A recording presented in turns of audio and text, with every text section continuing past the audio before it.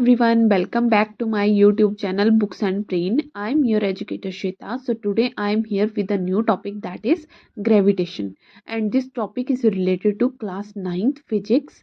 इससे पहले भी हम क्लास 9th के दो चैप्टर जो हैं फिजिक्स के डिस्कस कर चुके हैं। उसी के साथ आज हम चैप्टर 3 दैट इज ग्रेविटेशन के बारे में पढ़ेंगे और इसी के साथ सेंट्रीपिटल फोर्स और यूनिवर्सल लॉ ऑफ ग्रेविटेशन इन सब के बारे में जानेंगे। So let's start with today's topic. Firstly, we started with what is gravitation. Gravitation एक ऐसी फोर्स है जो किसी दो ऑब्जेक्ट के बीच में लॉ ऑफ अट्रैक्शन को इम्प्लीमेंट करेगी, और इस फोर्स का जो है सबसे ज़्यादा पावरफुल है, किसी भी ऑब्जेक्ट को अट्रैक्ट करने की पावर रखेगी।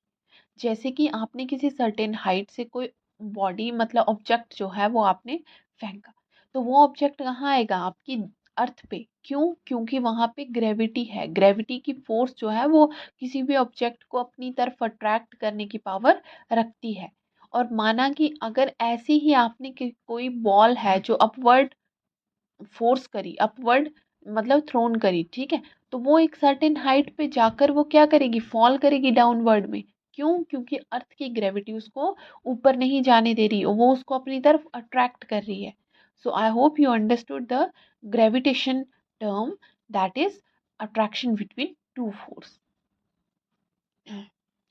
और इसी के साथ अट्रैक्शन जो होती है ग्रेविटेशन की, वो जैसे कि आउटर स्पेस में भी हो सकती है।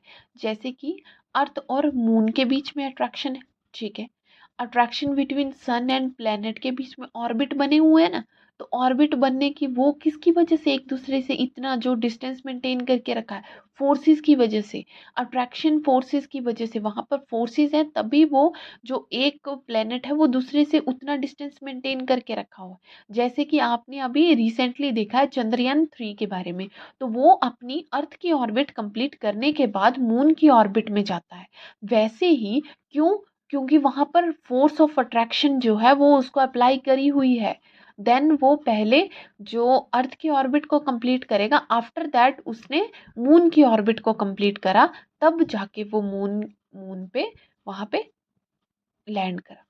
सो इसी से अंडरस्टूड कर सकते हो कि ग्रेविटेशन जो फोर्स है that is much important for two object.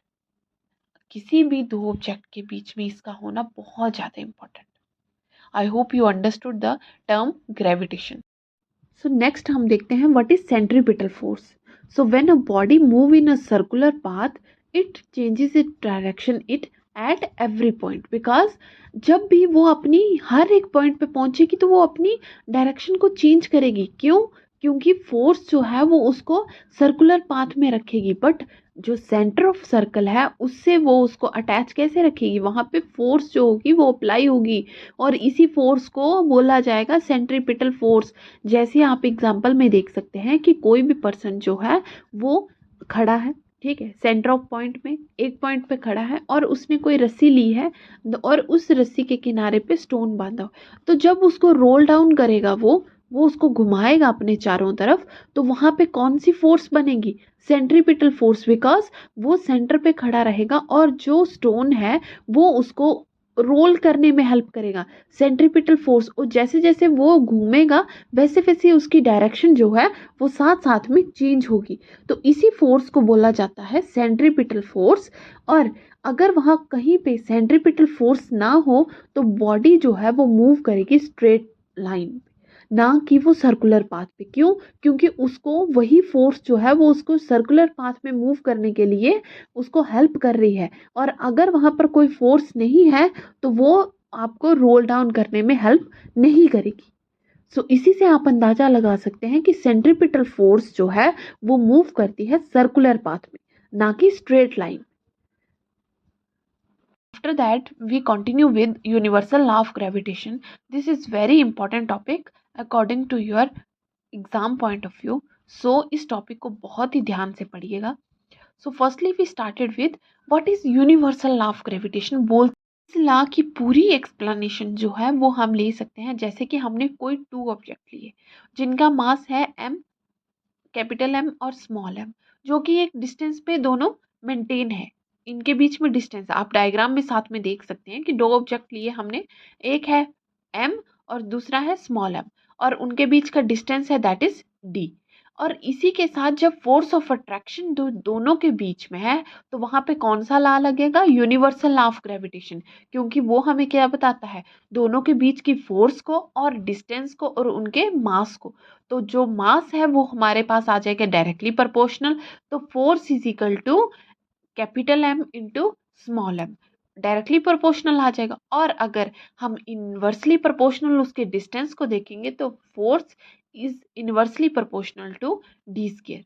और जब हम इन दोनों फोर्सेस को कंबाइन करेंगे तो हमारे पास कौन सी इक्वेशन आ जाएगी, that is F is equal to capital M into small m upon D square. क्यों, क्योंकि मास जो है वो डायरेक्टली प्रोपोर्शनल होंगे और distance that is inversely proportional. F जो है इसी के साथ F is equal to capital G M into M upon D square. और यहाँ पे जी जो है वो हमारे पास आ जाएगा कांस्टेंट ऑफ प्रोपोर्शनैलिटी, जिसको हम यूनिवर्सल ग्रेविटेशन कांस्टेंट भी बोलते हैं।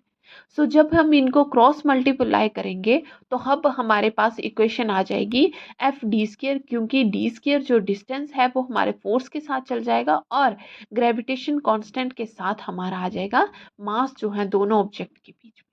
सो इसी से हमें पता चलता है कि जो ऑब्जेक्ट हैं दोनों के, वो मास जो है वो हमारा फोर्स के डायरेक्टली प्रोपोर्शनल आ जाएगा और जो डिस्टेंस है वो हमारा फोर्स के साथ इनवर्सली प्रोपोर्शनल। Damn.